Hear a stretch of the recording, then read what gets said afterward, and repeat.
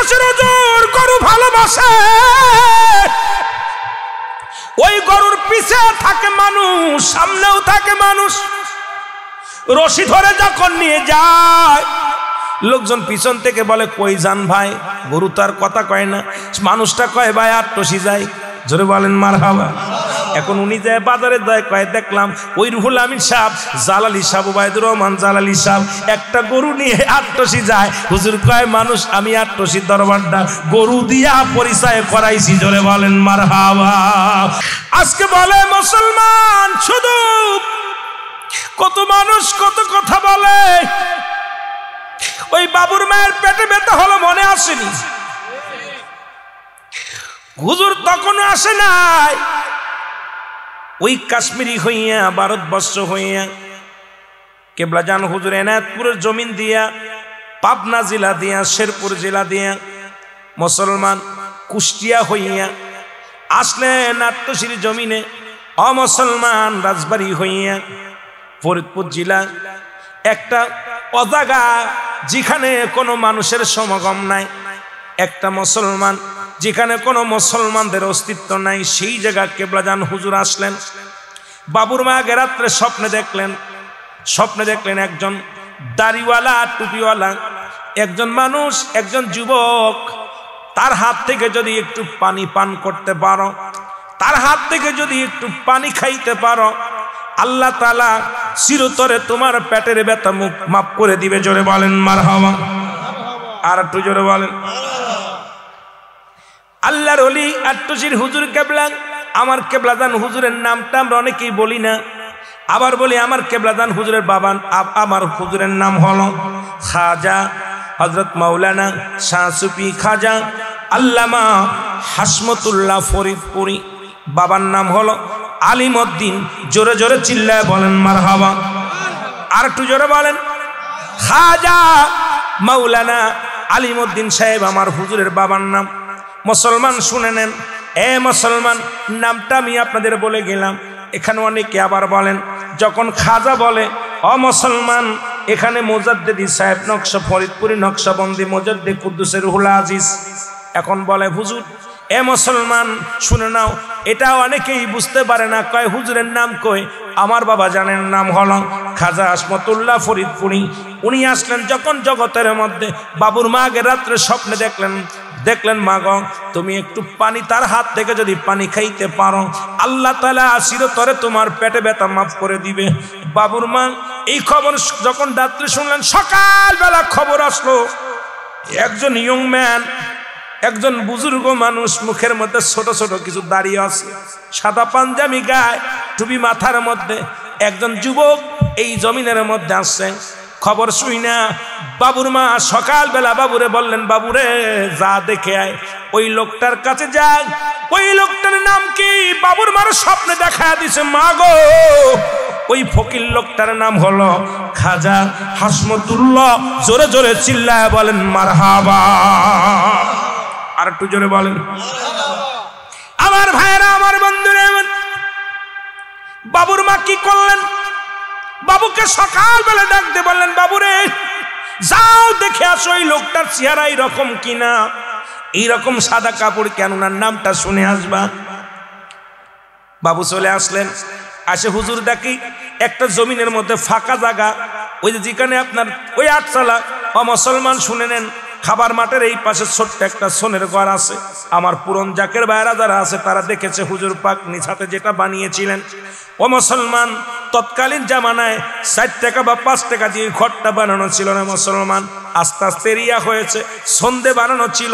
এই ঘরটা মুসলমান দেলের কান্ডা লাগায়। শোনো, বাবু আসলেন, এসে ওনার কাছে দাঁড়াইলেন, ডাকতে বলে, হুজুর আপনার নাম কি? হুজুর মিসকি একটা হেসে দিলেন, বলে, বাবা কিসের জন্য আমার নাম জিগাও? বলে, না আমার মা জান শুনতে বলেছে। আপনার নাম কি? বলে, আমার নাম হাসমতুল্লাহ। জোরে বলেন মারহাবা। তখনও ফরিদপুর নাম হয় নাই, তখনও ওই সদরপুর নাম হয় নাই, আট্টসি নাম হয় নাই মুসলমান। আট্টসি একটা পাড়াগা, আট্টসি একটা জায়গার নাম। অনেকে বলে আট্টসি, আটটা রশি, জান্নাতের আটটা রশি, হয়তো সেই জন্য হয়েছে আট্টসি। না রে বাবা, আট্টসি একটা জায়গার নাম। মুসলমান সাতরশি একটা জায়গার নাম, 22 রশি একটা জায়গার নাম। ওখানে যত রশি আছে সব রশি দিয়ে নাম লেখা। 2.5 রশি, 3 রশি, 3 রশি, 4 রশি, 5 রশি, যতগুলো গ্রাম আছে সব রশি দিয়ে লেখা। আবার যদি বলেন কারণ দুনিয়ার মধ্যে আমার আল্লাহ ইমানদারদের জন্য 8টা জান্নাত রাখছে, আমার কেবলা জানু ওই জায়গাটার নাম 8টা রশি। জোরে জোরে চিল্লায়া বলা যাবে না মারহাবা। 8টা, কয়টা? ওই 8টা রশি, জায়গার নাম আট্টসি। জোরে বলেন মারহাবা। ওই জায়গার নামটা হলো আট্টসি। বাবু বললেন হুজুর আপনার নাম কি? হুজুর নাম শুনলেন, একদরই চলে গেলেন। মাগো, এই লোকটার চেহারা এমন, দেখতে এমন, এই লোকটার বর্ণনা এমন, নামটা হলো আসমতুল্লাহ। মা বললেন বাবা আমি যাকে স্বপ্নে দেখেছি, যার উদাহরণ পেয়েছি মামা, বাবাকে এই লোকটা চেহারা কি রকম? কয় হ্যাঁ মা এরকম। যাও লয়ে যাও, এই পানি টুক নিয়ে যাও। পানি নিয়ে বাবু চলে আসলেন দৌড়ায়া, একটা পানির পেয়ালা নিয়ে চলে আসলেন। এসে বলে হুজুর আমার পানি টুক করে দেন। কেন? হুজুর আমার মায়ের পেটে ব্যথা। হুজুর বলেন বাবা, বাবা দাঁড়াও, তোমার মায়ের পেটে ব্যথা। কয় হুজুর? হুজুর বলেন বাবা আমি তো কিছু পড়ি না, পানি ফু দিই না, তেলে ফু দেই না। বাংলাদেশে অনেক তেলে ফু দেয়া প্লেয়ারের অভাব নাই, পানিতে ফু দেওয়ার লোকের অভাব নাই। আমার কেবলা জান হুজুর কোনোদিন তেলে পড়া ফু দেন নাই, কোনোদিন পানিতে ফু দেন নাই। হুজুর পাক যখন সামনে যেতেন হুজুর বলতেন যান বাবা, আল্লাহ পাক দয়া করবে, মদিনাওয়ালার ওসিলায় আল্লাহ পাক আপনার দাদু পীরের ওসিলায় আল্লাহ দয়া করবে। জোরে বলেন ঠিক কিনা? যে কথাটা বলতেছিলাম, খাজা মাইনুদ্দিন, খাজা গরিবে নওয়াজ, খাজা আব্দুল কাদের জিলানী, যার নাম হলো মহিউদ্দিন বগদাদি। জোরে জোরে চিল্লায় বলেন আল্লাহ। আর একটু জোরে। ওনার এক ও মুসলমান শুনে নাও, ওনার এক মুরিদ, উনি নাম রাখলেন আব্দুল্লাহ। আব্দুল্লাহ আব্দুল্লাহ, জোরে বলো মারহাবা। আর একটু জোরে। কয়টা আব্দুল্লাহ? আব্দুল্লাহ আব্দুল্লাহ আব্দুল্লাহ, মারহাবা বলেন না। রাসূলের এই জামানায় মক্কা মদিনার মানুষ বেশি রাখে আব্দুল্লাহ গোলাম, এই নামটাই বেশি রাখে রে মুসলমান। উনি 3টে নাম রাখলেন আব্দুল্লাহ আব্দুল্লাহ আব্দুল্লাহ। বাবা ইন্তেকালের সময় ডাকতে বলে আমার ছেলেরা আমার কাছে আসো, বিবিগুলো আমার কাছে আসো। আসলেন, ডাকতে বলে আব্দুল্লাহ আমার ওয়ারেস সূত্রে যে জমি আছে পাবে, আব্দুল্লাহ আমার ওয়ারেস পাবে, আব্দুল্লাহ পাবে না। জোরে বলেন মারহাবা। কথা কি বোঝেন? আব্দুল্লাহ পাবে, আব্দুল্লাহ পাবে, আব্দুল্লাহ পাবে না। কথা বোঝেন? এই কথাটা বলেই বাবা মারা গেল, দুনিয়া থেকে বাবা বিদায় হয়ে গেল। বাবাকে দাফন করানো হলো, কাফন পরানো হলো। এবার 3 ভাইয়ের মধ্যে ফিতনা শুরু হয়ে গেল। বড় ভাই বলে আব্বা বলে গেছেন আব্দুল্লাহ পাবে, আব্দুল্লাহ পাবে, আব্দুল্লাহ পাবে না। কোন আব্দুল্লাহ পাবে না তা তো বলে যায় নাই। মেজো ভাই বলে আব্দুল্লাহ পাবে, আব্দুল্লাহ পাবে, আব্দুল্লাহ পাবে না। কোন আব্দুল্লাহ পাবে না? ছোট ভাই বলে আব্দুল্লাহ পাবে, আব্দুল্লাহ পাবে। কোন আব্দুল্লাহ পাবে না? আব্দুল্লাহ পাবে না। কোন আব্দুল্লাহ পাবে? এখন হিসাব মিলাইতে পারে না। 3 ভাইয়ের নামই আব্দুল্লাহ। জোরে বলা যাবে না মারহাবা? আর একটু জোরে। 3 আব্দুল্লাহর মধ্যে শুরু হয়ে গেল বড় প্রবাদনরে, পৃথিবীর মধ্যে বড় ফিতনার মধ্যে পড়ে গেল। কেউ এর সমাধান দিতে পারে না। যার কাছে যায় বলে চাচা আব্বাজান মৃত্যুর সময় বলে গেছে আব্দুল্লাহ পাবে, আব্দুল্লাহ পাবে, আব্দুল্লাহ পাবে না। এখন আমাদের 3 ভাইয়ের নামই তো আব্দুল্লাহ, কোন আব্দুল্লাহ পাবে না একটু বলে দেন? কেউ বলতে পারে না। 3 ভাই রাস্তায় রাস্তায় ঘোরাঘুরি করে, কে আসো আমাদের সমাধান দিতে? বাবার ওয়ারের সূত্রে এই ওয়ারের জমিগুলো আমরা কে পাবে, কোন আব্দুল্লাহ পাবে না, এটা বোঝানোর মতো কেউ কি আসো? 3 ভাই রাস্তা দিয়ে হাঁটাহাঁটি করে জোরে জোরে চিল্লায় বলো মারহাবা। আব্দুল্লাহ বলে, আপনার উটনির কি একটা চোখ নাই? কাহা, আমার উটনির একটা চোখ নাই। কয় দেখছি আপনার উটনির একটা চোখ নাই। দ্বিতীয় আব্দুল্লাহ বলে, ভাই আপনার উটনির মনে একটা ঠ্যাং নাই? কয় হ্যাঁ। আমার উটনির একটা পা নাই। কয় ঠিকই তো বলছো, পা নাই। তৃতীয় আব্দুল্লাহ বলে, ভাই আপনার উটনির মনে হয় লেজ নাই। জোরে জোরে বলেন মারহাবা। উটনির একটা লেজ নেই। হ্যাঁ। 3 আব্দুল্লাহ 3টা কথা বলেন। উটনির মালিক কয় ঠিকই বলেছো, আমার উটের চোখ নাই, একটা চোখ কানা। আমার উটনের একটা ঠ্যাং নাই, ঠ্যাং নাই খুড়া। আমার উটনের লেজ নাই। 3টা জিনিসই ধরেছো, বলো আমার উটনি কোথায়, তাড়াতাড়ি বলো। বড় আব্দুল্লাহ কয় জানি না, ছোট আব্দুল্লাহ কয় জানি না, মেজো আব্দুল্লাহ কয় জানি না। উটনির মালিক কয় ফাজলামি চলবে না, যেহেতু 3 জনই বলেছ আমার উটনির দেখছো নিশ্চিত, যদি না দেখো কেন বললা উট কানা, কেন বললা উটের পা নাই, কেন বললা উটের লেজ নাই? নিশ্চিত উটনি তুমি। এই উটনি তো আমার উটনিটা বলে দাও ঠিকানা। উটনি কোথায় দেখছো তাড়াতাড়ি বলো। জোরে জোরে বলেন আল্লাহু আকবার। এ যুবক বন্ধুরা, দিলের কান্ডা লাগা শোনো গো, উটনি আমি দেখি নাই। বলে তাহলে তুমি কেমনে বললা কানা? কয় হুজুর আমি দেখলাম রাস্তার পাশে অনেক সুন্দর ঘাস, এক পাশের ঘাসগুলো খাওয়া আর এক পাশের ঘাসগুলো খায় নাই। তার মানে আমি বুঝতে পারলাম যে পশুটা গিয়েছে তার একটা চোখ কানা। যদি 2টা চোখ ভালো থাকতো 2 পাশের ঘাস খাইতো। নিশ্চিত এক পাশের ঘাস খাইছে আর এক পাশে ঘাস ভালো আছে। এর দ্বারা আমি বুঝতে পারলাম উটনির মনে হয় যে প্রাণী ঘাস খেয়েছে তার একটা চোখ কানা বিলে এক পাশের ঘাস ভালো আছে আর এক পাশের ঘাস খেয়ে বলেছে। এইটা আমি আন্দাজ করে বলেছি উটনি মনে হয় কানা। বলে তুমি কেমনে বললা উটির একটা ঠ্যাং নাই? বলে হুজুর আমি দেখলাম ওই বালুর চরে ঘাস যখন খাইতে খাইতে এসেছিল, দেখলাম 3টা পায়ের ছাপ। যে প্রাণী ঘাসগুলো খাইছে তার 3টা পায়ের ছাপ। যদি 4টা পা থাকতো তাহলে 4টে পায়ের ছাপ দেখতাম। আমি দেখছি 3টা পায়ের ছাপ। এই জন্য আন্দাজ করে বলেছি মনে হয় আপনার উটনির একটা ঠ্যাং খোড়া। তুমি আব্দুল্লাহ বলো কি দেখে বললা উটনির লেজ নাই?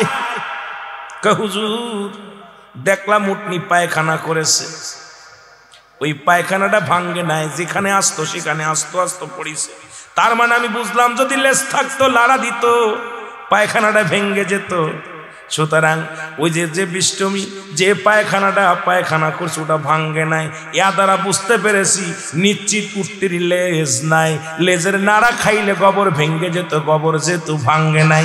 ইয়া দ্বারা বুঝতে পারলাম উটনির বুঝি লেজ নাই। ইহা দ্বারা আমি আন্দাজে বলেছি। জোরে জোরে চিল্লায় বলেন মারহাবা। কাজে ভিতরে চলে গেলেন রান্নাঘরে। রান্নাঘরে যে কাজে ডাকতে বলে পাকানি যিনি পাকাইলা মুসলমান শুনে নাও, খানা পাকাইছো কে? বলে আমি। বলে কিসের গোস্ত পাকাইছো? সত্যি করে বলো। বলে হুজুর আপনি আপনার মেহমানদেরকে খাওয়াইবেন, গোস্ত ভুনে দিতে বলেছেন, এসে দেখি ঘরের মধ্যে কোনো গোস্ত নেই। এখন আপনার কথার তো বিপরীত চললে আমাদের গর্দান চলে যাবে, আমাদেরকে হত্যা করবেন। এই ভয়ে আপনার পোষা একটা কুকুর ছিল, কুকুরটা জবাই করে গোস্ত বানাইয়া ভুনে মেহমানদের দিয়া দিছি। জোরে জোরে চিল্লায় বলেন মারহাবা। কাজীকে সাব্বাস, এরা তো মহাজ্ঞানীর জ্ঞানী। ঠিকই তো ধরছে। চলে গেছে রুটি যেমনি বানাইছে, যা বলে রুটিগুলো কে বানাইছে? বলে যে কাজের মহিলা রুটি বানাইছে সে 9 মাসের গর্ভবতী মহিলা। রুটি যিনি বানাইছি ইনি কি গর্ভবতী? বলে হ্যাঁ গর্ভবতী মহিলা। সাব্বাস, ওরা না দেখে বলে ফেলেছে। কি গণি রে, কি বৈজ্ঞানিক। তৃতীয় নাম্বার যে বলে মা, কাজী ডাকতে বলে মা মা মা গো, আমি এই রাজ্যের কাজী, সারা জীবন বিচার করলাম গো মা, এখন আপনার কাছে জানতে চাই আমি কি আপনার বৈধ সন্তান নাকি অবৈধ সন্তান? স্বামীর জন্য মনটা বড় ছটফট করেছিল সেদিন, স্বামীকে কাছে পাওয়ার জন্য মন বড় উতাল পাতাল করেছিল। তখন আমি ওই বাড়ির পাহারাদার দারোয়ানের সঙ্গে আমি মেলামেশা করি। বাবারে, আসলে তোর বাবা তোর হলো দারোয়ান, তুই আমার বৈধ সন্তান নয়, তুই আমার অবৈধ সন্তান। জোরে জোরে চিল্লায় বলা যাবে না মারহাবা। আমাকে কে বলেছিল? বলো তিন আব্দুল্লাহ আব্দুল্লাহ আব্দুল্লাহ আব্দুল্লাহ। কে বলেছিলে আমি এটা কুকুরের গোস্ত? বড় আব্দুল্লাহ বলে আমি বলেছিলাম এটা কুকুরের গোস্ত। বলে ঠিকই বলেছ তুমি, তোমার বাবার ওয়ারেস সূত্রে জমি তুমি পাবা। এক নাম্বার। বলো কে বলেছিল রুটিটা? মহিলা, গর্ভবতী মহিলা রুটিটা বানাইছে, সেকেছে। বলো। বলে আমি। বলে কেমনে? বললাম কেমনে তুমি বুঝলা এটা কুকুরিটা রুটিটা গর্ভবতী মহিলা বানাইছে?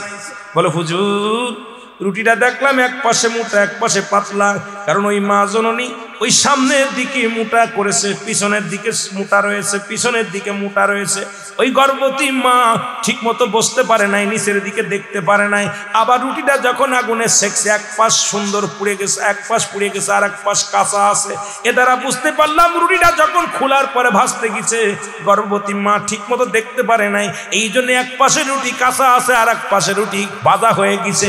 ইহা দ্বারা আমি বুঝতে পেরেছি নিশ্চিত কোনো গর্ভবতী মহিলা এই রুটি বানাইছে। জোরে বলেন মারহাবা। কই তুমি পাবা ওয়ারেস সূত্রে তোমার বাবার জমি, তুমি পাবা। বলে কে বলেছে আমি জারস? কে বলেছে? যিনি খাবার দিছে তিনি অবৈধ সন্তান। ছোট আব্দুল্লাহ বলে হুজুর আমি বলেছি। জোরে বলেন মারহাবা। কই তুমি তোমার বাবার ওয়ারেস সম্পত্তি তুমি পাবা না। বলে কেন? বলে তুমি তোমার মায়ের অবৈধ সন্তান, এই জন্য বলতেছি তুমি তোমার ওই বাবার রেখে যা সম্পত্তির এক কানা করেও পাবা না। জোরে বলেন মারহাবা। এ মুসলমান, গভীর মনোযোগ বলতেছিলাম এই জন্য। আমার দাদু ভাইরা, পৃথিবীর মধ্যে দুইটা দেশ, একটা হলো সোনার মদিনা, একটা হলো সোনার বাংলা। একটা দেশে অসংখ্য ওলি আল্লাহ আগমন করেছে, আর একটা দেশে অসংখ্য নবী রাসূল আগমন করেছে। একটা দেশের নাম সোনার মদিনা, যে দেশে অসংখ্য নবীগণ আসছে। আর একটা দেশের নাম সোনার বাংলা, যেখানে অসংখ্য আল্লাহর ওলিরা আসছে। জোরে বলেন ঠিক কিনা? আর একটু জোরে।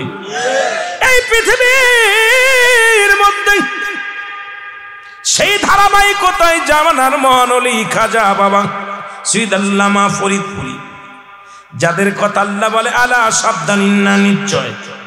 সূরা ইউনূসের মধ্যে 11 নম্বর পারা 62 নম্বর আয়াত আল্লাহ বলে আলা সাবধানিন্না, নিশ্চয়। আলা ইন্না উলিয়াল্লাহি, আল্লাহর তরফ থেকে যারা ওলি হয়, লা নাই খাউফুন শব্দের অর্থ ভয়, ওয়ালা যদি অবস্থান করে হুমদের উপরে ইহজানুন, তাদের কোনো চিন্তা নাই, ভাবনা নাই। পৃথিবীর মধ্যে এমন একজন মহান ওলি আত্মশ্রী পীর কেবলা যান। বাবারে, যার পীরের মুরিদ আমি গোলাম, আপনাদের কাছে কিছু কথা বলে যাই। সারা জীবন কত পীরের প্রশংসা করলাম, গুণগান গাইলাম। এমন একজন আল্লাহর ওলি যিনি ফরিদপুর জেলা মুসলমান সদরপুর থানা আত্মশীর একটা পাড়া গায়ের মধ্যে আগমন করলেন। মুসলমান যাইতে দেখছেন বাবু বাড়ি, যাইতে দেখছেন ডান পাশে বাবু বাড়ি। এই বাবুরা ছিল এমন দাজ্জাল। এই না যখন শাহজালালি আমেরিকে দেখছেন যারা এখানে গেছেন, ও মুসলমান শুনে নাও, সিলেটের জমিনে শাহজালাল আগমন করলেন। গোরগোবিন্দ যেমন আক্রমণ করেছিল তদ্রূপ পৃথিবীর মধ্যে আমার খাজা বাবা শহীদ আল্লামা ফরিদপুরি জিন্দা ওলি খাজা বাবা শহীদ আল্লামা ফরিদপুরি, উনি যখন ফরিদপুরের জমিনে আগমন করলেন, তাকে ওই বাবুরা যেভাবে নির্যাতিত নিপীড়িত করেছে রে মুসলমান। শুধু তাই নয়, ওই জায়গাতে বিয়ে করলে যদি কোনো মুসলমান যদি বিবাহ করত, নতুন বউটা বাবুদেরকে দেওয়া লাগতো, বাবুদের বাড়ি আগে দেওয়া লাগতো। কোনো ব্যক্তি ছাতি ফুটায়া ওই বাড়ির সামনে দিয়ে যাইতে পারত না। বাবারা, আপনারা যারা যান এই কালীকুলার পর থেকে বাবু বাড়ি যেটা দেখা যায়, মুসলমান মিল গেটের সামনে যে বাড়িগুলো দেখা যায়, টেস্টার মিলের কাছে যে বাড়িগুলো দেখা যায়, শুধু তাই নয়, ওই বাবুদের বাড়ির সামনে দিয়ে জুতা স্যান্ডেল পরে যাওয়া যায় না। ও মানুষ শোনো, ওই এলাকার মধ্যে কোনো কোরবানি হতো না, ওই এলাকার মধ্যে কোনো নামাজ হতো না, ওই এলাকার মধ্যে জুম্মার নামাজ হতো না, ওই এলাকার মধ্যে কোনো ঈদের নামাজ হতো না, ওই এলাকার মধ্যে কোনো দাড়িওয়ালা টুপিওয়ালা প্রবেশ করতে পারতো না। ওই এলাকার মধ্যে ছিল মূর্তির পূজারী, ওই এলাকার মধ্যে ছিল শুধু মুসলমান দেবতার পূজারী লোকেরা। মুসলমান শোনো,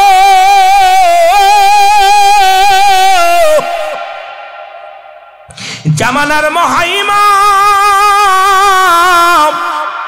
খাজা বাবা শহীদ আল্লামা ফরিদপুরি যখন এই জমিনের মধ্যে আসলেন রে মুসলমান, প্রথম জুম্মার নামাজের মুসল্লি হলো 3 জন হুজুরকে ধরে।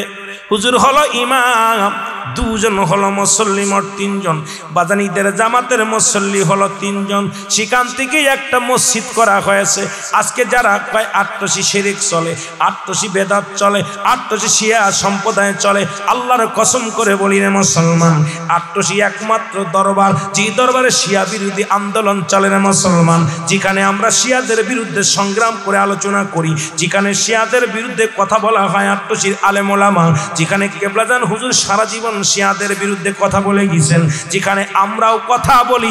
আপনার উবাইদুল্লাহ জালালি সাহেবও বলে, আশিক সাহেবও বলে, জাকের ভাইয়েরাও বলে আমরা শিয়া নয়। আপনি শিয়া বানাই দিলেন কেমনে করে মুসলমান? শুনে নেন, কারণ স্বার্থপর আপন কেবলাদান হুজুর বলছে দুনিয়াটাই হলো পরশ্রুতি কাতর, একজনের ভালো একজন দেখতে পারে না। শুনে নেন মুসলমান, শুনে নেন, মুসলমান শোনো, সেখানে এমন একটা মসজিদ আমার কেবলাদান হুজুর বানাইলো, যে মসজিদে খেদমত করার সুযোগ আল্লাহ আমাকে দান করেছে, যে মসজিদের খেদমত করা, যে মাদ্রাসায় ক্লাস 1 থেকে লেখাপড়া করে কামেল পাস করার সুযোগ আল্লাহ দান করেছে।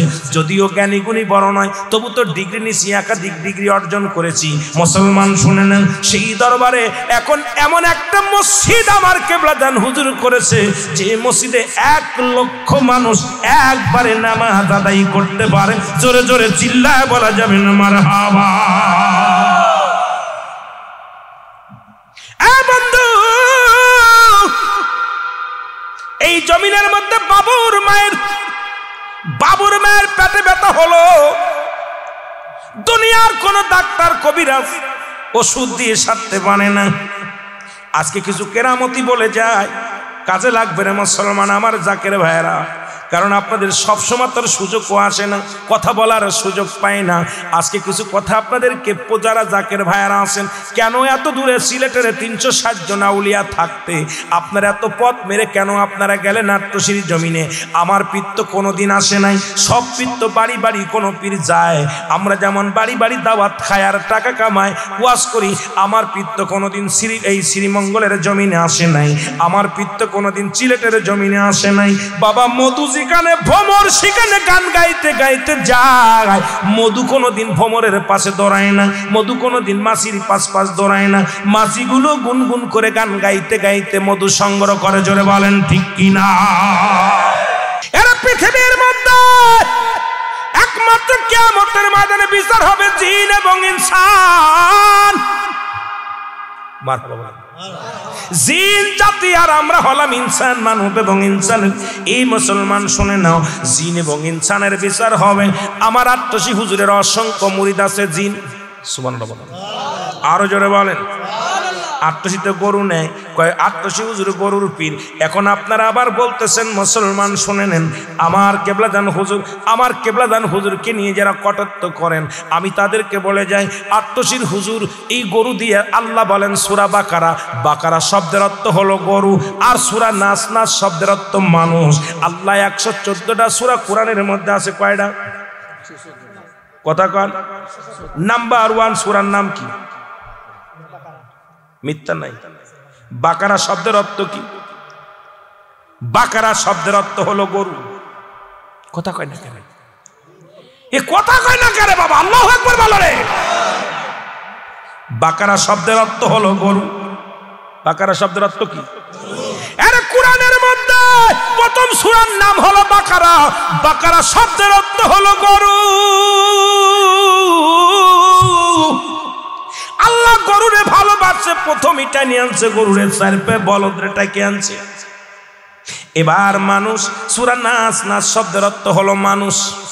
নাস শব্দের অর্থ কি? নাস শব্দের অর্থ মানুষ। বাবারে শুনে নেন, ওই যে আলিফ লাম মিম যেটা বাকারা সূরা বলা হয়, জোরে বলেন ঠিক কিনা? আরো জোরে বলেন। আপনারা পড়েছেন আলিফ লাম মিম যালিকাল কিতাবু লা রাইবা ফিহি, জোরে বলেন ঠিক কিনা? কথা বলেন, কথা বলেন। এই সূরাটার নামই হলো সূরা বাকারা। আর সূরা নাস, কুল আউযু বিরাব্বিন নাস মালিকিন নাস ইলাহিন নাস। আল্লাহু আকবার বলেন না? নাস বলছে, নাস শব্দের অর্থ হলো মানুষ। আল্লাহ কয় ও বান্দা শুনে নে, আমি গরু দিয়া কোরআন শুরু করলাম, মানুষ দিয়া শেষ করলাম, কারণ এই কোরআনটাকে যে ব্যক্তি রিসার্চ করবে সে পরিপূর্ণ মানুষ থেকে, বাদানরে শোনেন, পশু থেকে মানুষ হয়ে যাবে। এ দুনিয়ার মানুষ শোনো, এই মানুষটা পরিপূর্ণ মানুষ হতে লাগলে কোরআনের জ্ঞানের দরকার আছে কি না? জোরে বলেন আছে কি না?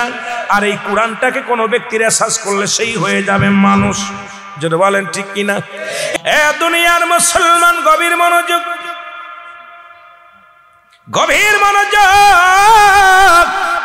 আল্লাহ তাআলা আপনাকে আমাকে আসার মতো, বসার মতো সুযোগ আল্লাহ দান করল। এই সময় কত মানুষ জেলখানায়, কত মানুষ হাসপাতালে, কত মানুষ মৃত্যু শয্যায় সজ্জিত। আমার আল্লাহ জেলখানায় রাখে নাই, হাসপাতালে রাখে নাই, আপনাকে কোথায় গানের প্যান্ডেলে রাখে নাই, রিয়াজুল জান্নাহ বেহেশতের বাগানে আসার মতো, বসার মতো সুযোগ দান করল। একটু জোরে চিল্লায় বলা যাবে না আল্লাহু আকবার? আর একটু জোরে। এ মুসলমান, এই সিলেট বিভাগটা হলো ওলি আল্লাহদের দেশ, ওলি আল্লাহদের ভূমি। ঠিক কি? কাদের ভূমি? ওলি আল্লাহদের ভূমি। যারা না আসলে গরু কোরবানি করা সম্ভব হতো না, যারা না আসলে নামাজ বুঝতাম না, যারা না আসলে ঈদ বুঝতাম না, যারা না আসলে এই জমিনের মধ্যে আমরা গুমরাহির পথে ছিলাম। শাহজালালকে সাধুবাদ জানাই শেষ করতে পারবো না, শাহপরানকে ধন্যবাদ দিয়ে খাটো করা যাবে না, মুসলমান সিপাশালাকে তাদেরকে ছোট করা যাবে না। শুধু তাই নয়, ফুলতলি মাসলাতকে ছোট করা যাবে না, শাহ আমানত শাহকে ছোট করা যাবে না। মুসলমান অসংখ্য আল্লাহর ওলিরা বাংলার জমিনে আগমন করেছে, তাদের মধ্যে অসংখ্য আল্লাহর ওলি এই সিলেটের জমিনে আগমন করেছে। জোরে জোরে চিল্লায় বলো মারহাবা। মুর্শিদ নাম যার অন্তরে ভরা, তার ভরা কি যায় রে মারা রে। মুর্শিদ নাম যার অন্তরে ভরা, তার ভরা কি যায় রে মারা। ওই আমি যখন পড়ি ঘুরবি পাদে, মুর্শিদ আমার সামনে খাড়া রে। আমি যখন পড়ি গর্বে পাদে, বাজান আমার সামনে খাড়া রে। ও সে পার করবে না ধনী মানি রে।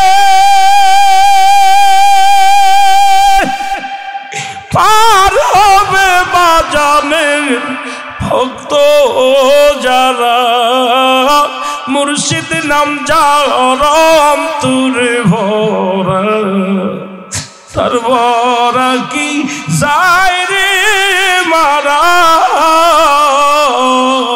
বলেন মুর্শিদ নাম যারম তুরে ভরা তার ভরা কি যায় রে মারা রে ওই পারেতে চৈতন্য মুর্শিদ নাম ছিল মন্তর রে আমার ওই পারেতে চৈতন্য মুর্শিদ নাম ছিল মন্তর রে ও সে পার করে নাও আমার বড় রে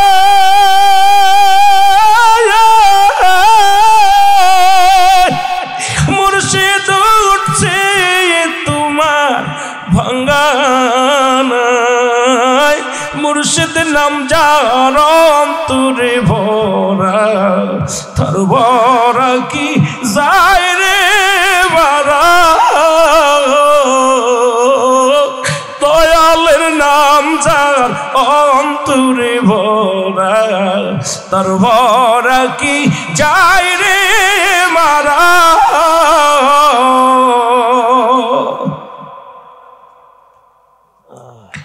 আমার ভাইয়েরা আলোচনা করতে গেলে বুকটা ফেটে যায় কারণ এই সিলেটের জমিনে এসে আমি তো হুজুর পাকের সম্মান বলার সুযোগ পাই না কারণ আমি ছোট্টবেলা থেকে দরবারে সব দরবারে গেছি বাবা আপনাদের সিলেটের অনেক দরবারে গেছি পৃথিবীতে কত মানুষ দেখলাম আমার পীর কেবলা জান কোনোদিন গিবাত করেন নাই হয় না হলে সইতে পারে না জোরে বলেন ঠিক কিনা আমার ভাইয়েরা বাবুর মা ওই পানি হুজুর হাতের মধ্যে পানি করে হুজুর একটু পরে দেন হুজুর পানিটা হাতের মধ্যে নিয়ে বলেন যান বাবা আপনার মারে খাওয়াই দেন কে হুজুর ফু দেন হুজুর ফুদ বলে হুজুর বা ফু দিয়া লাগবে না আপনি যান আপনার মারে যে পান করান আপনার মারে পান করতে বলেন আল্লাহ পাক দয়া করবে যান বলেন সুবহানাল্লাহ বলেন না বাবুর মা পেট যেই পানি টুক খাইছে পেটে ব্যথা সেরে গেছে সুবহানাল্লাহ বলেন না বাবুর মা বললেন বাবু ওই পাগল লোকটা যে এরিয়ার মধ্যে বইছে ওই এরিয়াটা আমি দান করে দিলাম সুবহানাল্লাহ বলেন না যে জমিন টুকের মধ্যে যে কাটার মধ্যে 4 কাঠা জমি এই কয়েক কাঠা জমি 4 কাঠা জমি 4 শতক বা 4 কাঠা জমি এটা আমি বাবুর মা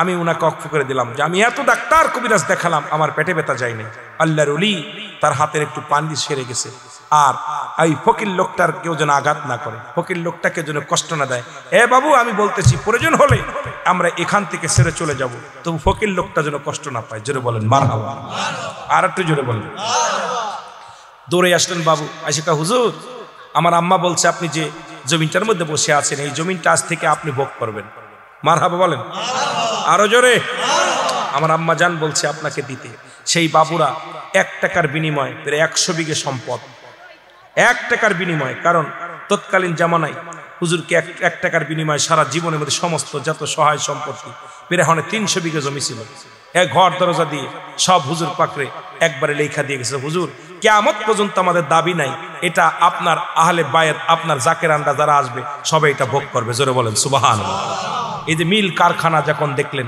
হুজুর পাকরে 1 টাকার বিনিময়ে হুজুরের কাছে 1 টাকা নিছে কয় টাকা বাবুরা বললো এটা আমাদের সম্বল এটা আমাদের সবচেয়ে বড় পাওয়া কারণ যখন দলিল লেখা ছিল 1 টাকার বিনিময়ে কয় টাকা জোরে বলেন কয় টাকা 1 টাকার বিনিময় ওই 350 বিঘে সম্পদ কেবলা জান হুজুরের জীবন দশায় 900 বিঘে 950 বিঘে জমি ছিল কতশো কথা বলেন 950 বিঘে জমি ছিল কেবলা জান হুজুর লিখে গেছেন তখন আমি ক্লাস 8 এর ছাত্র যখন কেবলা জান হুজুর 950 বিঘে জমি তখন আমি দরবার শরীফের ছাত্র ক্লাস 8 এর ছাত্র কোন ক্লাস আমার আরো কিছু বন্ধু ছিল লুৎপাত ছিল শরীফ ফরিদ ছিল অনেকেই ছিল যারা আমরা অনেকগুলো বন্ধু যাদের নাম বললে এইগুলো বন্ধুগুলো আমরা নিয়ে আসলাম শামবাইয়ের বাড়ি ওই গ্রামে বড় শামবাই ওনার বড় কাছারি শামবাইয়ের কাছারিতে দেখি জরি পাইছে আজিজুল নামে ওই জরিপের যিনি প্রধান ছিল ওনার নাম হলো আজিজুল আমরা কিন্তু মনের ভিতর খটকা দিতে লাগলো যে আমরা ওটা দেখে আসি জরিপের কাছে গেলাম আমরা কয়েকজন গেলাম যে বলছি ভাইজান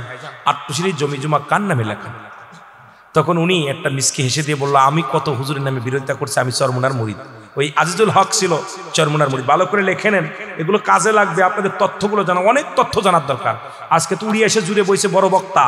আরে কিছু জানিস না, তোর তো বাবার খবরই নাই, মার খবর নাই, তোর বংশ পরিচয় নাই। জোরে বলেন ঠিক কি নাই? হুজুর পাক দয়া করে তোর মাথায় উঠাইছে, আজকে উঠে গেছিস, আট্টশি হুজুরের বিরোধিতা করিস। শোন কিছু কথা শোন। আমি যখন এই এলাকার মধ্যে মাহফিল করতেছি তখন আমি প্রধান অতিথি, তুই ছিলি তখন ফায়েজ বাতানো মৌলবী। কথা বোঝেননি? আজকে হুজুরের বিরুদ্ধে কথা বলিস, বড় কষ্ট হয়। হয়তো আমি জাননেওয়ালা না, বন্যওয়ালা না, আল্লাহ কখন সব যে আমি জানবো তা না। আমি যেটা জানি আপনি জানেন না, আপনি যেটা জানেন আমি জানি না, কারণ জানার কোনো শেষ নাই। জোরে বলেন ঠিক কিনা? জানার কোনো শেষ আছে? আর যে কোনো মুহূর্তে ভুল হতেই পারে। কথা বলতে গেলে 10টা বলতে গেলে একটা ভুল হতেই পারে।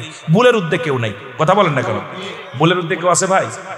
ভুলের উদ্যোগ। আর ভুল নামাজের ভিতরে ভুল যায়, ধুরায় পড়ে। আবার নামাজের ভিতরে সূরা কেরাত ভুলে যায়। তো ভুল করে না, একমাত্র শয়তানের ভুল নাই, ভুল মানুষের আছে। যেটা বলেন ঠিক কিনা? সেইটা নিয়ে তুমি চালাচালি করো মিয়া, আহা বড় কষ্ট। হুজুর পাক আমার বাবারা তখন, উনি আজিজুল হক, নামটা কি মনে রাখবেন ভালো করে। তখন ওই জরিপ ওনার কাছে গেলাম, উনি চোহর টুপি মাথায়, একটা রুমাল, লাল রুমাল গাড়ির ভিতরে, উনি বসে আছে, এই পর্যন্ত দাড়ি।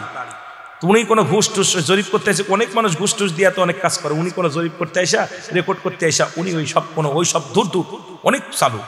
উনি একদম চোখ দিয়ে টপ টপ করে পানি ছেড়ে দিচ্ছে। ছেড়ে দিয়ে বলতেছে, ভাইজান তোমরা কারা? আমরা মাঝা ছাত্র। তোমাদের আট্টশি হুজুরের বিরুদ্ধে আমিও অনেক কথা বলছি। আজ কাইসা আমার চোখ খুলে গেছে। আমি জানতাম না উনি এমন মহান। এই 950 বিঘে সম্পদ আট্টশি হুজুর সারা পৃথিবীর সমস্ত উম্মাতি মুহাম্মাদির নামে ওয়াকফ করে দিয়েছে। জোরে বলেন মারহাবা। এরে মিয়া জোরে বলেন না মারহাবা।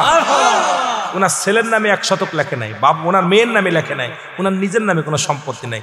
স্কুল কলেজ মাদ্রাসা যা কিছু আছে সমস্ত উম্মাতি মুহাম্মাদি ভোগ করতে পারবে। আমরা এতদিন বুঝছিলাম, আর তাদের কথা বলছে, আমি আশ্চর্য হয়ে গেছি যে মাজারে যত টাকা দেয় এই টাকা নাকি তাদের আওলাদরা বিদেশে ছেলে মেয়ে পড়ায়। আরে কাজ্জাবের বাচ্চা কাজ্জাব, এই টাকাগুলো নাকি তারা ভোগ বিলাস করে।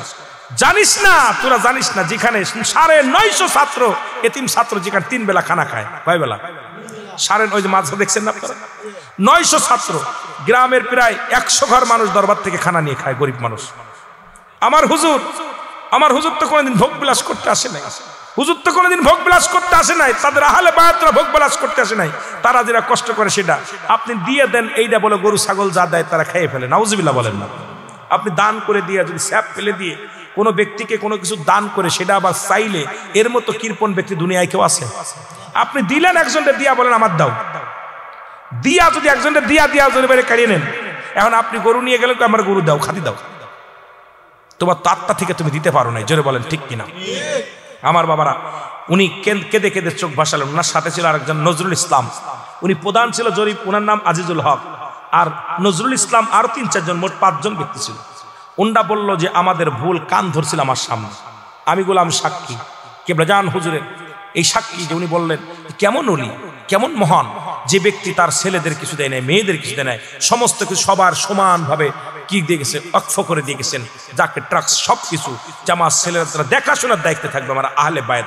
উনি লেখা আছে যে আমার অবর্তমানে আমার সন্তানেরা যারা থাকবে তারা দেখাশোনা করবে, তারা না থাকলে এটা কারা দেখবে, জাকেররা দেখাশোনা করবে, তারা যদি না পারে এটা সরকার বহন করবে, এটা কেউ বিক্রি করতে পারবে না। এই জন্য আট্টশির দরবারের জমি জমা কেউ বিক্রি করতে পারে না।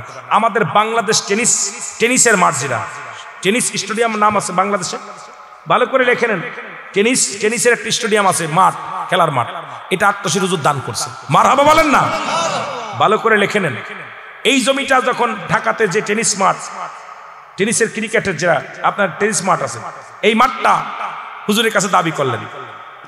হুজুর পাক ইন্তেকালের পরে দাবি করলেন, দূরে এসে কিনার জন্য সরকার খুব চাপ দিলেন, প্রধানমন্ত্রী খুব চাপ দিলেন মেজো ভাইজানের কাছে। তখন মেজো ভাইজান ক্ষমতার মধ্যে সব, মেজো ভাইজান বলেন দেখেন আমার তো লিখে দেওয়ার মতো ক্ষমতা নেই, এই জমি তো সবার নামে, কে লিখে দিবে বলেন? তখন জেলার নেতাকর্মী, বিভাগের নেতাকর্মী যারা ছিলেন, আপনি এই নুরুল ভাই যে যারা নেতা ছিল তাদের জিগাইবেন, তখন তাদেরকে ডেকে একটা মিটিং করলেন, ওয়াকফ করে দিয়েছে, সরকারকে দান করে দিয়েছে জমিটা। জোরে বলেন সুবহানাল্লাহ। যেটা বেচার ক্ষমতা নাই কারণ, মেজো ভাইজান বেচতে পারবে না, মেজো ভাইজান বেচতে পারবে না, মিয়া ভাইজান বেচতে পারবে না, চাচা মিয়ারা বেচতে পারবে না, এটা ভোগ করতে পারবে সবাই, কিন্তু এটা বেচার কোনো অধিকার কাউকে দেন নাই। সেই দরবারের বিরুদ্ধে তুমি আমি কথা বলি, আমাদের কলিজার মধ্যে লাগার দরকার ছিল। জোরে বলেন ঠিক কিনা? লাগামহীন কথা বলো, মুখে লাগাম দিয়ে কথা বলো। আল্লাহর ওলিরা ছাড় দেয়, ছেড়ে দেয় না, যখন ধরবে আমার এক কাছারে শেষ করে দিবে। জোরে বলেন ঠিক কিনা? সাদেকুর রহমান, বাড়ির সাদেকুর রহমান দেখছেন কেউ? এখানে কেউ আছেন? সাদেকুর রহমান বাড়ির পেশ ইমাম দেখছেন কেউ? পুরন কেউ নাই? কি ওয়াজ করবো আপনাদের সামনে? বাড়ির পেশ ইমাম সাদেকুর রহমান সাহেব, উনি ছিলেন পেশ ইমাম। আমার কেবলাজান হুজুর ওনাকে পাঠাইতেন ওয়াজ করতে সারা বাংলাদেশে। বাংলার বুলবুল নাম ছিল যার, বাংলার বুলবুল, আমাদের নাম দিয়েছে সুরের বাসী। এরকম এক একজন নাম এক একটা। আমি আমার নাম আমি টাইটেল দিই নাই বাবা, আমার নামটাও রুহুল আমিন সিদ্দিক আমার হুজুর রাখছি। এই বাংলার বুলবুল নাম হলো সাদেকুর রহমান সাহেব। উনি একবার দরবার শরীফে ওনার এন্তেকালের আগে ওয়াজ করতে আসলেন আপনাদের এই এলাকার মধ্যে, আপনার এই সুনামগঞ্জের মধ্যে। তা বিশাল একটা বোয়াল মাছ দিলেন। বোয়াল মাছের মাপটা প্রায় 10 কেজির উপরে ওজন। 10 কেজি ওজনের একটা বোয়াল মাছ দিলেন। কয় কেজি? হুজুরকে মানত দিছে, যান নিয়ে যান। উনি নিয়ে দরবারে না দিয়ে উনি বাড়ি নিয়ে চলে গেছে। বাড়ি নিয়ে রান্না বান্না করে খাইছে, খাওয়া পরে পায়খানা শুরু হয়েছে, ডায়রিয়া। ডাক্তার কবিরাজ সব দেখাইছে, হুজুরের কাছে আসলে হুজুর সাদেকুর রহমান তো অবস্থা হাসপাতালে আছে 3 দিন। কে হয়েছে? হুজুর ডায়রিয়া। হুজুর কয় বোয়াল মাছ খাইছে। কথা কন না কেন? ওই যে বোয়াল মাছ খেয়ে শেষ হয়েছে, আর জীবনে ফেরে নাই। হুজুর বললেন, বাবা পীরের কাছে আমানত, আপনার কাছে আমানত দিছে পীরের জন্য, এটা 10 জনের হক মারছেন। এই বোয়াল মাছটা রান্না করলে অসংখ্য জাকের রাখিত, আপনি তাদের হক মেরে আপনি বাড়ি নিয়ে গেছেন। সুতরাং হুজুর সাদেকুর রহমানের সারেন নাই। যেটা বলেন ঠিক কিনা? অসংখ্য আলেমরা বাংলাদেশ কাঁপাইছে, একসময় আপনাদের এলাকাও কাঁপাইছে। শ্রীমঙ্গলে আমি এক বক্তার লগে আমি আসতাম মাঝে ছোটবেলা ছাত্র জীবনে। এই শ্রীমঙ্গলে এসে আমি নকশি খাতা পাইছি। এই শ্রীমঙ্গলে এসে রুমাল নিয়ে গেছি। শ্রীমঙ্গলে মানুষ অনেক ভালোবাসত। আমি ছোটবেলা যখন আসছি বললাম তাজুল ইসলাম চাঁদপুরের সাথে শ্রীমঙ্গলে, আমি তখন ওয়াজ বুঝতাম না, ওনাদের ব্যাগ টানতাম, খেদমত করতাম। আমিও ব্যাগ টানেছি অনেক। আজকে হয়তো আমার খাদেম 2 সাইডে লাগে, এরম খাদেম আমিও ছিলাম। এরম আমি গর্ব করি না যে খাদেম ছিলাম না, ছিলাম। তো উনি কি করলেন? আসলে দেখলাম আল্লাহ কত তার জবান দুনিয়ার মধ্যে জিন্দা থাকতে এখন জবানটা কেড়ে নিয়েছে, কথা বলতে পারে। কথা বলেন ঠিক কিনা? এক সময় যার বাজেট ছিল 50,000, 30,000, 40,000, এখন কথাই বলতে পারে দুনিয়ার মধ্যে। তা উনাকে একটা প্রশ্ন করা হলো, ওনাকে যখন বহিষ্কার করা হলো, তা উনাকে প্রশ্ন করলেন, তাজুল ইসলাম সাহেব আপনাকে যে বহিষ্কার করা হলো দরবার থেকে, উনি বললেন, দেখেন আমার পীর কেবলা বহিষ্কার করেন নাই, আমারে তার ভাই আওলাদ দূরে সরায় রাখছে। আমার পীর কেবলা যদি আমাকে বিদায় করতো তাহলে দুনিয়া থেকে হালাক করে দিত আল্লাহ। কত বড় জ্ঞানী মানুষ। আর আজকে আমাদের দেশের টিটপুটি, এখন ওই সরপুটি টিটপুটি পুঁটি মাছ লাফালাফি করে বেশি। ভাই লাফালাফি বাদ দেন, অনুরোধ করি। কারণ আমার কেবলা জান হুজুর ছাড় দেন, ছেড়ে দেয় না, ধরবে যখন। কিন্তু তার আওলাদরাও ছাড়ে নাই। যদি বলেন কেন, এটা বললে আবার অনেকে বলবেন, মাইন্ড করবেন। মেজো ভাইজানকেও কিন্তু দরবার রাখে নাই হুজুর পাক, কিন্তু কাউকে ছাড় দেয়নি। কেবলা জান হুজুর হয়তো 2 দিন পরে 2 দিন আগে ধরবে। সুতরাং হুজুরের সঙ্গে কোন রকম ত্রুটি করলে হুজুর ছাড়বে না। তাতে আমার মানেন আর না মানেন কিচ্ছু যায় আসে না। আমি যে কথাগুলো সত্য আমি এটা বলে গেলাম যে আমার পীর কেবলা জান ছাড়বে না। জোরে বলেন ঠিক কিনা? আমার ভাইরা, এই জন্য আমি আপনাদেরকে বলে গেলাম যে শাহজালাল ইয়ামানি যখন আসলো, আজান বন্ধ ছিল, আজান দিতে পারত না। এলাকার মধ্যে গরু কুরবানি হতো না, গরু গোবিন্দ তাকে বন্ধ করেছিল। আপনার বুরানুদ্দিন একটা গরু কুরবানি করেছিল, নাম কি? কথা বলেন না কেন? কি? বুরানুদ্দিন। ওনার ছেলের আকিকা করছিল, ছেলের আকিকা করার জন্য একটা গরু জবাই করলো। এইটা ডেকে ছিল, তাও রাতের অন্ধকারে আকিকা করে ওই গোস্তটা খাওয়া দাওয়া করলে, আর কান টান, গরুর কান টান, এই রক্ত টক্ত ঢেকে ছিল পানির মধ্যে। কাকে এইটা কুকুরে আর কাকে এটা খুঁজে উঠে ফেলাইছে। উঠেই ফেলা দিলি মাথার ওই কান, শিং এটা ধরা পড়লো। কে জবাই করছে, কে জবাই করছে, খবর পেয়ে গেল। গরু গোবিন্দ খুঁজতে খুঁজতে পেয়ে গেল এটা কাজ করছে কিনা বুরানুদ্দিন। নাম কে করছে? বুরানুদ্দিন। ধরে নিয়ে আসো তাকে যখন ধরে নিয়ে আসা হলো, সিলেটের মানুষ শোনেক বাবা, আজকে তো বিদেশি টাকা পাইয়া 4-5 লাখ টাকা একটা কুরবানি দিস, এটা শোন। কারো সিলাই মিষ্টি খাস, মোল্লা চিনিস না, মোল্লা সেন বাবা, যেরকম ঠিক কিনা? বুরানুদ্দিনের কলিজার টুকরা সন্তান, আহা, উনি হাত থেকে ছিনিয়ে নিলেন, কোল থেকে, মায়ের কোল থেকে ছিনিয়ে নিয়ে গেলেন, নিয়া ছুরি দিয়া সরাসরি কতল করলেন, জবাই করে দিলেন। গরু জবাইয়ের কারণে, আকিকার জন্য যিনি গরু জবাই করার কারণে নিজের কলিজার টুকরা সন্তানকে ওই গরুর গোবিন্দ এই সিলেটের জমিনে জবাই করেছিল। সেদিন কে বলেছিল বুরহানুদ্দিন চোখের পানি ছেড়ে কেঁদেছিল আর বলছিল, এ শাহজালাল, এ শাহজালাল, এ আমার আল্লাহর ওলি, এ আমার আল্লাহ এই সিলেটের জমিন আমার সন্তানকে কুরবানি করলো। আজকে সন্তানের রক্ত যে জমিনের মধ্যে পড়লো, এমন একটা দিন তুমি দিয়ে দিও এই সিলেটের জমিনে যেন হাজার হাজার লক্ষ লক্ষ পশু কুরবানি হয়। জোরে বলেন মারহাবা। আমার আল্লাহ কবুল করেছিল। আজকে সিলেটের জমিনে বেশি কুরবানি হয়। সিলেটের জমিনের মানুষ বেশি টাকা দিয়ে গরু কেনে, কারণ লন্ডন প্রবাসী যারা, এরা একটা গরু কেনে 2 লাখ 5 লাখ 10 লাখ টাকা দিয়া। জোরে বলেন ঠিক। এর আগে একবারই ওয়াজ করতে গেলাম, উনি 17টা কুরবানি করতে, সবচেয়ে ছোট গরুটার দাম হলো 3 লাখ। কথা বুঝেননি? লন্ডন প্রবাসী, লন্ডন, তুমি লন্ডন থেকে কত টাকা 17টা গরু কুরবানি করছে, ওনার ভাই বাতিল দিয়েছে 17টা দিয়ে এলাকার মানুষকে খাওয়াইছে। কথা বুঝেননি? এলাকার মানুষদেরকে খাওয়াইছে ভাগ করে। আমার ভাইরা, যেখানে মানুষ গরু জবাই করলে মানুষ জবাই করা হতো, আজকে সেই জমিনের মধ্যে শত শত কুরবানি করতেছেন। তাহলে এটা যাদের ওসিলায় পালেন তাদের কি প্রশংসা করার দরকার আছে কিনা? জোরে বলেন আছে কিনা? শাহজালালের বাংলাদেশ, শাহপরানের বাংলাদেশ, বলো শাহজালাল শাহপরানের বাংলাদেশ, বাংলাদেশ, বাংলাদেশ, বলো কবুল করেন আল্লাহ, ওগো কবুল করেন আল্লাহ। তাদের পথে তাদের মতে কবুল করুন আল্লাহ, ওগো কবুল করেন আল্লাহ। বলো শাহজালালের শাহপরানের বাংলাদেশ, বাংলাদেশ, বাংলা। আমিন বলেন, আমিন বলেন। এখন ৮ হিন্দু যায় না, এটা নিয়ে এখন আরেক দল উঠে পড়ে লাগছে। ৮ হিন্দু যায়, বৌদ্ধ যায়, খ্রিস্টান যায় কি যায় না? আমার বাজানেরা, সূরা তাওবা 6 নম্বর আয়াত। কয় নম্বর আয়াত? আসেনি, খোলেন, কোরআন শরীফ আছে। এই হাফেজ সাহেবরা খোলো বাবা, কয় নম্বর আয়াত? সূরা তাওবা। জোরে বলেন আল্লাহু আকবার। তাড়াতাড়ি বাবা, 2-4 মিনিট কথা বলবো। সূরা তাওবার মধ্যে 6 নম্বর আয়াত। কয় নম্বর আয়াত? আল্লাহ বলতেছেন, হাবিব, আপনার কদমের মধ্যে যদি কোনো অমুসলিম আগমন করে, সর্বপ্রথম তাদের বসতে দেন।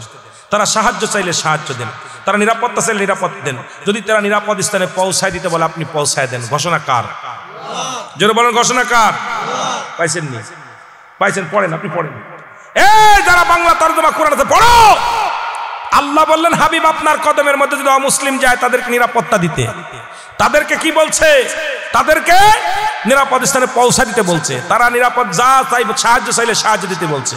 কে ঘোষণা? ঘোষণা কার? আরো জোরে বলেন কার? তুমি মৌলবি আট্টশীর দরবারে হিন্দু মধ্যে গেলে তোমার কষ্ট লাগে, ঘটনা কি? আল্লাহ খাওয়ায় পড়ায়। আল্লাহ কি পার্সিয়ালিটি করে? যে চোর আছে তারা খাওয়ায় কে? কথা কয় না। ডাকাতরে খাওয়ায় কে? ইমানদারের খাওয়ায় কে? পশু পাখির খাওয়ায় কে? আল্লাহ যদি ওইটা চিন্তা করতে, তাহলে বেঈমানদের একটারও খাওয়াইতো না। জোরে বলেন ঠিক কিনা? চোরের একটাও খাওয়াইতো না। জোরে বলেন ঠিক কিনা? আমার আল্লাহ হিংসা। হেদায়েতের মালিক কে?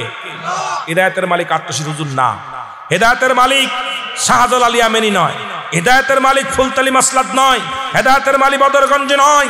হেদায়েতের মালিক স্বয়ং আমার আল্লাহ। হেদায়েতের মালিক দয়াল নবীও না। যদি হেদায়েতের মালিক নবী হতো, তাহলে আবু জেহেলে কালেমা পড়ে মুসলমান হতো। যারা বলেন ঠিক কিনা? কার বিরুদ্ধে কথা বলো? খোলো কোরআন শরীফ খোলো। আবার বুখারীর হাদিস, রাসূল পাক সাল্লাল্লাহু আলাইহি সাল্লামের মসজিদে কয়েকজন অমুসলিম আগমন করলেন। যেটা বলেন মারহাবা। আমি যেগুলো আয়াত বলি, যেগুলো হাদিস বলি, একটু খুলবেন, না পাইলে ধরবেন। সকালবেলা আবার পারাপারি করবেন না, এখন পারাপারি করেন। রাসূলের কদমে কয়েকজন অমুসলিম আসলেন। সাহাবীরা বলে, ইয়া রাসূলুল্লাহ, আপনার কদমের মধ্যে কয়েকজন অমুসলিম আসছে। নবীজি বসে আছে মসজিদে, আমার নবীর মসজিদের মধ্যে। অমুসলিমের আসছে। নবী বলে, ওদের আসতে দাও। ওরা আসছে। বলে, হুজুর, ওদের বসতে দেবো কোথায়? নবীজি বলেন, ওদের উত্তম জায়গা, ভালো জায়গা বসতে দাও। সুবহানাল্লাহ বলেন না? এই পাশে কিনা কথা বলিস? ওলি আল্লাহদের কথা শোন, নবীদের কথা শোন, কাজে লাগবে। এই শরিয়াতের মাওলানারা, বালা করে শোন, নবীর ইতিহাস শোন, হাদিস শোন, কুরআন শোন। খালি আট্টশী না, সব জায়গা লাগবে। তোদের জীবনটা গড়তে হবে। ওয়াজ হয়তো আমরা জানতে পারি নাই, তবু কিছু কথা বলতে হবে। নবীজি বললেন, ওদেরকে উত্তম জায়গা বসতে দাও। সাহাবীরা বলেন, হুজুর, উত্তম জায়গা বললে তো আপনার পার্সোনাল কামরা অনেক বসতে দিব? নবীজি বলেন না, উত্তম জায়গা বসতে দাও। নবীজি বলেন হুজুর তাহলে পাশের কামরা? নবী বলেন না, ওদের উত্তম জায়গা বসতে দাও। সুবহানাল্লাহ বলেন না, আরো জোরে, উত্তম জায়গা। নবীজি বলেন উত্তম জায়গা। এবার সাহাবীরা বলে হুজুর আল্লাহ রাসূল ভালো জানেন উত্তম জায়গা কোথায়। নবীজি বলেন যেহেতু আমার মেহমান, আমার পাশে বসতে দাও। মসজিদে নববীর মধ্যে আমার নবীজি বলেন সাদা রুমাল পেরে দাও। রুমাল পেরে দিলেন। কয়েকজন অমুসলিম এসে বসলেন। নবীজি বললেন বসেন। এরে মৌলবীরা হন, নবীর ইতিহাস শোন, কুরআন শোন, হাদিস শোন। নবীজির মসজিদের মধ্যে অমুসলিমেরা বসছে। আমার নবীজি বললেন সাহাবীরা একটু ধৈর্য ধরো, এই অমুসলিমেরা কি বলতে চায়। নবীজি বলেন আপনারা কি বলতে চান বলেন, নালিশ নিতেছেন। আমি দেখেছি আমার পীর কেবলা যেন অমুসলিমদের নালিশ নিতে, দলে দলে হিন্দুরা নালিশ দেয়, আর ওই সমস্ত দাড়িওয়াল মৌলবীরা যাইয়া শরীয়তের কিছু মৌলবীরা বোকা পণ্ডিত কুরআন হাদিস পড়ছিস জীবনে পড়ছস, চোখ কানার দলে না। নবীজি বললেন তো আপনারা কি বলতে চান বলেন। অমুসলিমেরা বলে ইয়া রাসূলুল্লাহ, ইয়া হাবিবাল্লাহ, আমাদের কিচ্ছু বলার নাই, আপনি তো প্রকৃত নবী, আপনি তো রাহমাতাল লিল আলামিন। নবী গো আমরা মুসলিম হইয়া আপনার মসজিদের মধ্যে বসার সুযোগ পেয়েছি, আপনার পাশে বসার সুযোগ করেছি। আমরা 1 মিনিট আর অমুসলিম থাকতে চাই না। আমি কালেমা পড়ে মুসলমান হয়ে যেতে পাই। সঙ্গে সঙ্গে অমুসলিমরা কালেমা পড়ে মুসলমান হয়ে গেল, লা ইলাহা ইল্লাল্লাহু মুহাম্মাদ। নবীজি বলতো যদি দূর হয়ে যা তাহলে করে কালেমা পড়তো? কথা বলেন না কেন? আল্লাহ পাক দয়া করে এই গুনাহগারের হাত দিয়ে প্রায় অনেক দিক হয়ে গেছে। এই গুনাহগার বিদেশ থেকে ফোন দেয়, রুহুল আমিন ভাই আমরা কালেমা পড়তে চাই। দেশ থেকে বলে রুহুল আমিন ভাই মাহফিলে আসছি। আয়শা কিছুদিন আগেও শোলকুপার জমিনে এক ফ্যামিলির 4 জন করেছে। এভিডেভিট করার পর আমি গুনাহগার হাত দিয়ে জাকের মঞ্জিল আসছে তারা। তো সুতরাং আমার পীরের দরবারে এসে কত অসংখ্য মুসলিমেরা মুসলমান হয়েছে, তোমার জ্বালা ধরে কোথায় আমি বুঝি না। এইটা বড় যে তাদেরকে দাওয়াত দাও, হেদায়েতের দায়িত্ব কার? আল্লাহ। এইবার কিছু প্রশ্ন, সেটা হলো খাজা বাবা। আত্মশীর হুজুরের খাজা বাবা বলার কারণে অনেকে খাজা বললে আমরা মনে করি গাউসে পাক আব্দুল কাদের জিলানী, যেটা বলেন ঠিক কিনা, খাজা মাইনুদ্দিন চিশতি, খাজা গরিবে নেওয়াজ। খাজা বললেই আত্মশীর হুজুর খাজা বাবা, সম্মানিত ব্যক্তি। খাজা হলো ফার্সি ভাষা। খাজা কি ভাষা? জোরে বলেন কি ভাষা? এই আলেমরা সবাই শুনে নেন, খাজা মানে কি? সম্মান। খাজা মানে কি? সম্মান। বাবা শব্দের অর্থ ভান্ডার বা দয়া। খাজা বাবা একজন সম্মানিত ব্যক্তি। ভালো করে লিখে নেবেন। আমরা আপনাদের অনেক পীরের নামে খাজা লিখলে অনেকে প্রশ্ন করে, শরিয়াতের আলেমরা লিখে নেন ভালো করে। খাজা শব্দের অর্থ খাজা মানে সম্মান। বাবা শব্দের অর্থ ভান্ডার বা দয়া, একজন সম্মানিত ব্যক্তি। খাজা হলো ফার্সি ভাষা। কি ভাষা? জোরে বলেন কি ভাষা? ফার্সি ভাষা। এখন খাজারে বাবা কইলেই কলিজার মধ্যে আগুন ধরে। আমরা মনে করি বাবা একমাত্র আমাদের মায়ের কাছে দুজনের মিলনের মাধ্যমে যে বাবা সন্তান হয়, একমাত্র উনি হলো বাবা। বাবা শুনে নেন, আমাদের আদি পিতার নাম কি জানেন? নাম কি? জোরে বলেন না, নাম কি? ওই নেই, আপনি বলেন। কে পারবে? তুমি কও। আদি পিতার নাম কি? বাবা। এই যে বাবা আদম আলাইহিস সালাম। বাবা আদমরে কি কই আমরা? কথা কয় না? আদি পিতা কিটা? আদম। এইবার বুঝছে যে আদি পিতা যে এটা বুঝছে। বাবা আদম আলাইহিস সালাম। বাবা আদম আলাইহিস সালাম বিয়ে করলো মা হাওয়ারে, জন্ম দিল হাবিল কাবিল। আমি আব্বা কলাম কে? আমার কি জন্ম দিছে? আপনারা দিছে। আপনি আব্বা কলেন কেন? ওরে আব্বা রে বা, ওই মৌলবীদের বুঝাইবেন, এই মুন্সি যদি মায়ের কাছে শুইয়া যদি বাবাই জন্ম দেয় ওইটারে আব্বা কওয়া যায়। জাতির পিতার নাম কি? হয় নাই। জাতির পিতা বাবা ইব্রাহিম আলাইহিস সালাম, ঠিক কি না? বাবা বলবেন বাবা ইব্রাহিম আলাইহিস সালাম। তাহলে ইব্রাহিম আলাইহিস সালাম বিয়ে করলো সায়রারে আর হাজেরারে, জন্ম দিল ইসমাইল আলাইহিস সালামকে। আমি আব্বা কলাম কে? জাতিরে জন্ম দিছে। তাহলে আরে বাবা সব দিকে জন্ম দিছে সে। হায় হায়, এটা সম্মানের ক্ষেত্রে, তাজিমের ক্ষেত্রে। বাবা শব্দের অর্থ ভান্ডার বা খাজা শব্দের অর্থ সম্মান, বাবা শব্দের অর্থ দয়া, আদি পিতা। এরা সম্মানের ক্ষেত্রে, তাজিমের ক্ষেত্রে বাবা। এইবার ওই যে মৌলবী বাবা কইলে কলিজা আঘাত পায়, সেই মৌলবীরে জিগাইবেন। অনেকেই শুক্রবারে যাইয়া বলে নাপিতরে কয় বাবা তাড়াতাড়ি শেভ করে দে। কারে কয়? কথা বলে ভালো করে বুঝে নিন। নাপিতরে কয় বাবা তাড়াতাড়ি শেভ করে দে। কারে কইল আব্বা? কথা বলে না, কারে কইল আব্বা? নাপিতরে। এবার মুসির দোকানে দেখায় বাবা তাড়াতাড়ি কালি করে দে। কারে কইল আব্বা?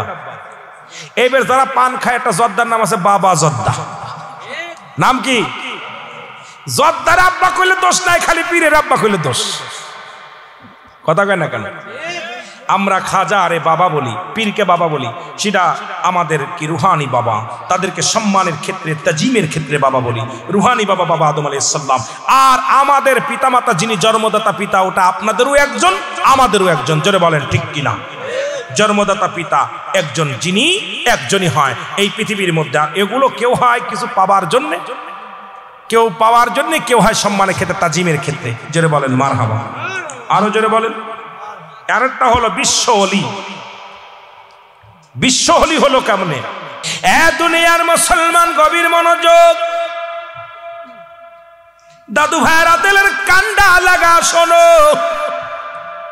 খাজা যিনি আমরা গাউসে পাক আব্দুল কাদের জিলানী বলি, একটু আলোচনা অলিদের স্মরণে করে আমি আলোচনায় চলে যাব, মূল আলোচনায়।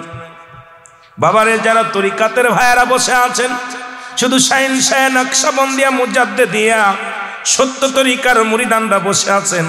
আবার আমাদের দেশের অনেক পণ্ডিত আছে সত্য তরিকা বোঝে না। আরে পাগল, নকশবন্দিয়া মুজাদ্দিদিয়া কাদরিয়া সিস্তিয়া এই সব তরিকার সাবরিয়া, সব তরিকায় হলো সত্য তরিকা। জোরে বলেন ঠিক কিনা? এটা যার বুঝার জ্ঞান নাই, সত্য তরিকা বলতে আলাদা কোনো তরিকা নাই, ওটাই বুঝায়। বাজান মসল যে লাউ সেই কদু, যে বাজান যে ডিম সেই মামলেট। এই জ্ঞান যার ভিতরে নাই, সে আবার কেমনে আলেম হয়, কেমনে ফতোয়া দেয়? ঠিক কি দেয়? এরা লাউ সেনে, কদু সেনে না, পরাটা সেনে, রুটি সেনে না। কথা একটা হলো পরাটা আর একটা রুটি, আলাদা মাল নেই। কথা একটা হলো লাউ আর একটা কদু, এটা আলাদা মাল নেই। কত কইতে নিবা? লাউ চেনেন, কদু চেনেন, ডিম চেনেন, মামলেট এটা বুঝে আলাদা। যে সেরি সেই লেডিস। জোরে কোন ঠিক? কত কই না? এখন বুকার দলকে রে কেমনে বুঝাইব? কয় সত্য তরিকা বলতে কিচ্ছু নাই, মানি না। কেবলাদান বলছে শাইন শাহ নকশবন্দিয়া মুজাদ্দিদিয়া এই সত্য তরিকা, এটা মিথ্যা নয়। তরিকার মূল রাহবার হলো রাহমাতাল লিল আলামিন। জোরে জোরে চিল্লায় বলেন ঠিক কি না? নবী কি মিথ্যা তরিকা নিয়ে আইছে? সাহাবীরা কি মিথ্যা কথা বলছে? অলিগণ কি মিথ্যা কথা বলছে? সত্য কথা বলে। আর সত্য তরিকাটা কি দেখেন? লা ইলাহা ইল্লাল্লাহু মুহাম্মদ সাল্লাল্লাহু আলাইহি ওয়াসাল্লাম। জোরে বলেন মারহাবা। কোন ভাবে এদের বুঝাবো? এটা হবে না, মানি না। আরে বহুত কোনটা মানিস?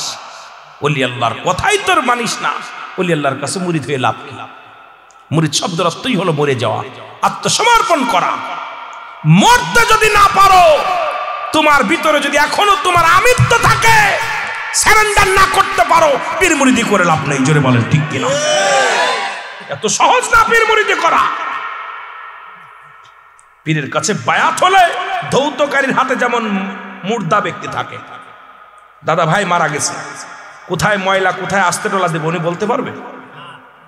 আর যিনি ধৌত করে উনি বলতে পারবে কোথায় জোরে টোলা দেবো, কোথায় আসতে, উনি বলার মতো ক্ষমতা নেই। তদ্রুপ পীরের হাতে বায়াত গ্রহণ করলে মরে যাওয়া।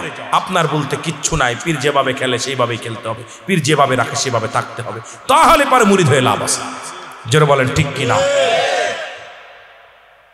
শুধু আপনি আমি না, সবার জন্য এটা সারেন্ডার করতে হবে।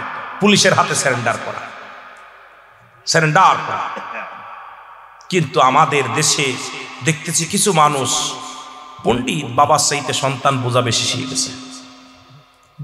বোঝা ভালা, কিন্তু এত ভালো না। জোরে বলেন ঠিক কিনা? আমার ভাইয়েরা, আমার বন্ধুরা, আমার গভীর মনোযোগ।